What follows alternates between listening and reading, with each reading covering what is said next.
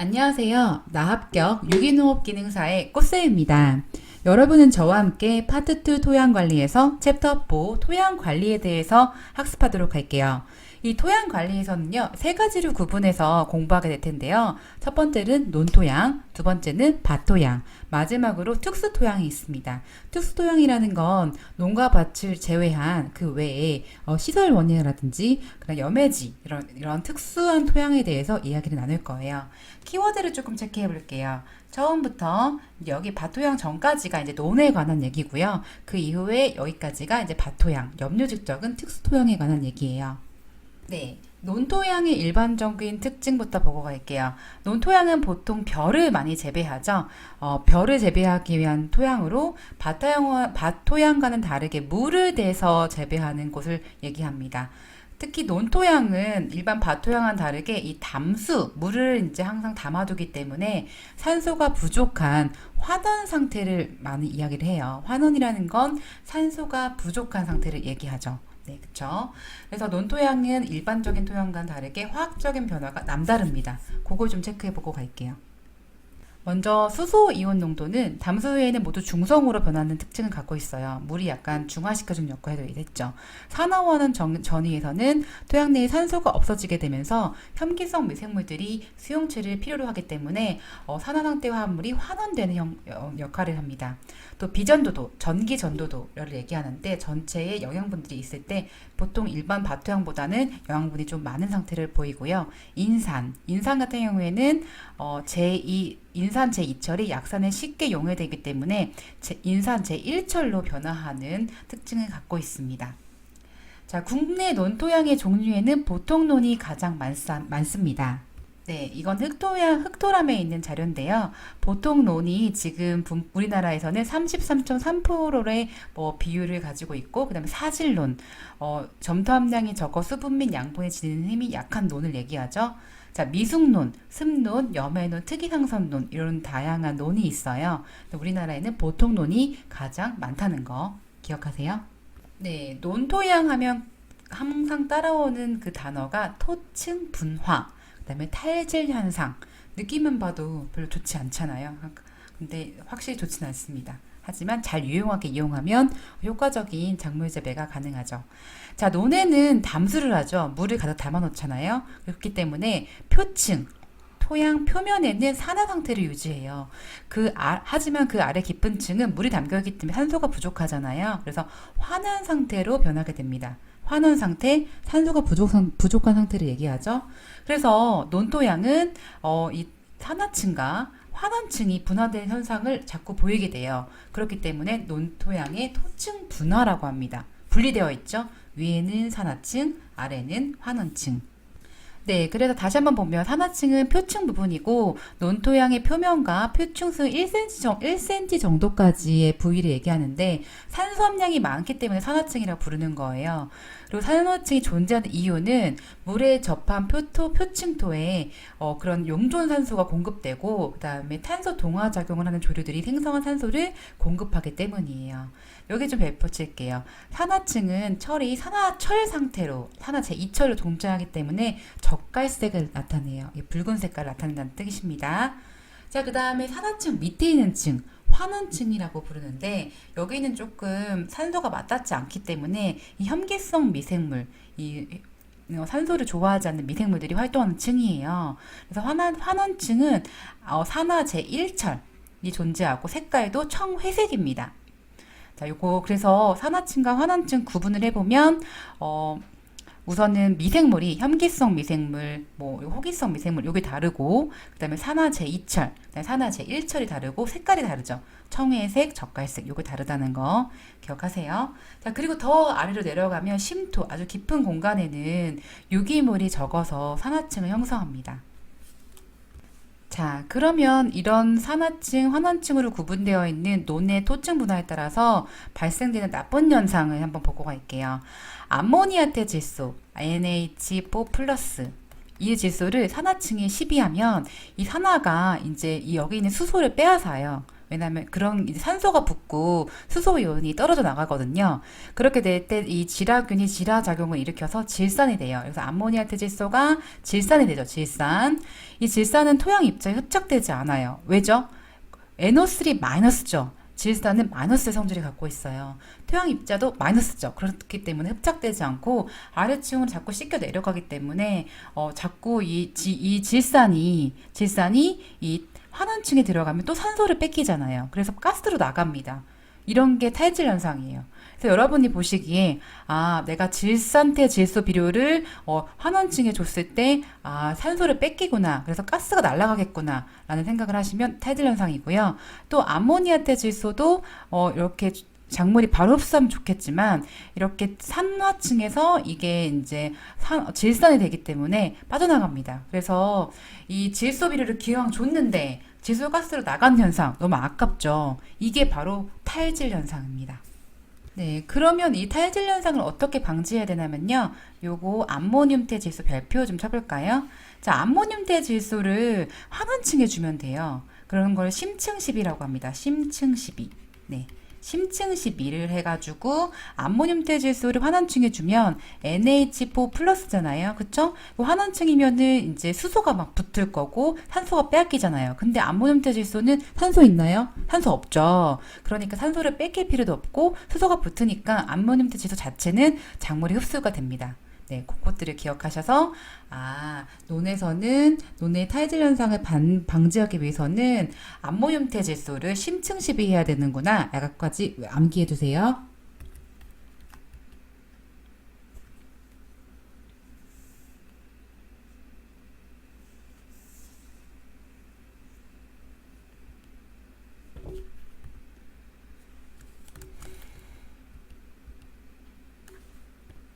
네, 논토양의 지력 향상 방법을 보고 갈게요. 첫 번째로는 심경을 합니다. 심경. 네, 깊이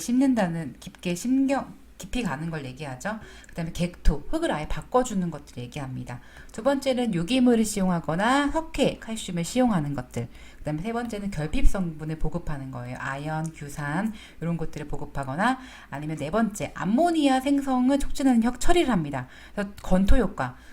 지금 논토양에 계속 물이 담겨 있잖아요. 그쵸? 근데 겨울에는 이제 물을 빼거든요. 그랬을 때 이제 암모니아 생성이 더 촉진이 되고 또 지온을 상승시키는 효과. 그리고 그 활동을 통해서 유기태질소의 무기화가 촉진된 효과를 발생됩니다. 알칼리 효과. 석회를 시용하면 미생물 활동이 촉진시켜져서 암모니아가 증가합니다. 그러면 자연적인 비료에 영향을 주는 효과도 있겠죠. 네, 그리고 안타깝게도 논이 다 건강하고 좋으면 좋겠지만 좀 힘든 논이 있어요. 그런 것들을 저위 생산지라고 합니다. 저위 생산지. 아마 계속 보실 텐데 저위 생산지라는 건 농작물의 생산량이 그 지역 평균보다 수확량이 적은 지역 혹은 좀 개량하면 더 생산량이 단위 면적당 증가할 것 같은 지역 그런 땅을 저위 생산지라고 합니다. 그래서 논저위 생산지는 이런 종류가 있고요. 사력질답은 이제 모래를 얘기하는 거고 습답은 이제 습한 토양, 습한 논 얘기하는 거고 중점답은 미사와 점토가 많은 논, 그다음에 염류답은 이제 바닷물의 영향으로 염류가 많은 거. 그리고 특이산 성토는 황이 많거나 특수한 그런 성분이 많은 토. 노후화답이 좀 중요해요. 별표 전체적인 것 중에 특수 성분이 결핍된 토양이고 그 다음에 저위 생산답 중에 우리나라에서는 노후화답이 가장 많은 부분을 차지합니다. 네, 노후화답만 조금 더 심하게 보고 갈게요. 노후화답, 다른 말로 추락답이라고 해요. 추락답. 자, 노후화답은 식물의 영양분이 하층의 용탈에 집적되어서 작토층, 작물을 재배하는 그런 토층에 부족한 거예요, 성분이. 특히 철이 부족해요, 철. 네, 철이 부족하기 때문에 어떤 현상이 발생되냐면 이 황화수소가 있다면 원래 철이랑 결합되어서 작물에게 피해를 안 주는데 철이 부족한 거예요. 그래서 황화수 자체가 뿌리에게 나쁜 영향을 줍니다.